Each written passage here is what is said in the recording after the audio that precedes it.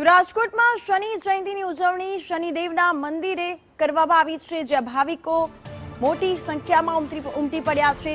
Kalavad road પર ચમત્કારિક હનુમાનજી મંદિર અને હનુમાનજી મંદિરમાં બિરાજી રહ્યા છે આ શનિદેવ, કે જે આજના દિવસે દર્શન અને પૂજનનું અનેરું અને અનોખું મહત્વ છે। જ્યાં શનિ જયંતીએ પૂજા અને દર્શનથી પનોતીમાં રાહત મળે છે। કાર્ય સફળતા અને પ્રગતિ માટે શનિદેવની ઉપાસના કરવામાં આવે છે। ભક્તોની ભારે ભીડ આજે શનિદેવના મંદિરે જોવા મળી રહી છે, કે જ્યાં સૌ કોઈ આજે શનિદેવ ભગવાનના દર્શન માટે ઉમટી પડ્યા છે। રાજકોટમાં પણ શનિ જયંતીની ઉજવણી કરવામાં આવી છે। વધુ અપડેટ્સ માટે, વધુ માહિતી માટે અમારા સંવાદદાતા મયુર સોની લાઈવ જોડાઈ ગયા છે। મયુર, આજરોજ શનિ જયંતી છે, જ્યારે રાજકોટમાં ભાવિકોની ભારે ભીડ જોવા મળી છે, કેવો માહોલ મંદિરોમાં?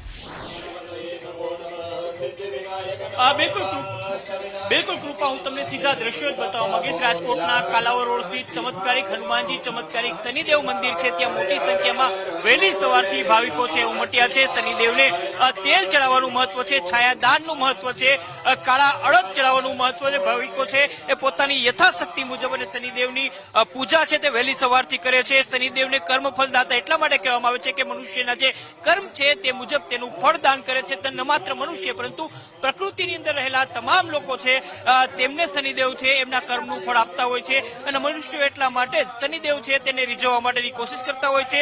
એવું પણ કહેવાય છે કે શનિદેવ જો રીઝે તો રંકને રાજા પણ બનાવી શકે છે અને રાજાને રંક પણ બનાવી શકે છે, અને એટલા માટે જ શનિદેવ છે એનો પ્રકૃતિ ઉપર એટલો જ મોટો ખોફ રહેલો છે। પરંતુ શનિદેવ છે એ રીઝતા દેવ છે, દરેક મનુષ્ય છે તેના કર્મનું ફળ તેને આપે છે। આપણે ભાવિકોની સાથે વાતચીત કરવાની કોશિશ કરીએ। શું કહેશો, જે પ્રકારે અહીંયા શનિદેવનું મંદિર અને એમાં પણ આજે જયંતી છે, સર્વ ભાવિકો અહીંયા ઉમટ્યા છે, શું શું આયોજન કરાયા છે? આજ તો આપ જોઈ રહ્યો કે સવારથી જ આજે ત્રિવેણી સંગમ છે। શનિ જન્મોત્સવ, શનિ અમાવસ્યા, શનિવાર અને શનિશ્વર દાદા આપણા સર્વે ઉપર ખૂબ કૃપા રહે એટલા ભક્તો આજે સવારથી જ અહીં શરબત, જમવાનું, પ્રસાદ, ત્યાર પછી 5 વાગે અન્નકોટ, 7 વાગે મહાઆરતી, 7:30 વાગે મહાપ્રસાદનું આયોજન છે।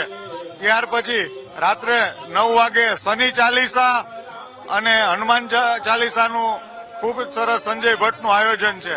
તો આપ સૌને પધારવા આમંત્રણ આપીએ છીએ। રાજકોટના શનિદેવ મંદિર કે જે કાલાવડ રોડ સ્થિત ચમત્કારી હનુમાનજી મંદિરની અંદર જ આવેલું છે, ત્યાં ભાવિકો અલગ અલગ પ્રકારની સામગ્રી લઈને આવ્યા છે। કાળા તલ, કાળી માળા, કાળું કપડું, શ્રીફળ સહિતની વસ્તુઓ છે શનિદેવને અર્પણ કરવામાં આવે છે। વિશેષ રૂપથી સરસ્યું તેલ છે એ શનિદેવને અર્પણ કરવાનું મહત્વ રહેલું છે। ભાવિકો છે એ પોતાની યથાશક્તિ મુજબ શનિદેવને સરસ્યું તેલ, કાળા તલ, અડદ છે તે અર્પણ કરે છે।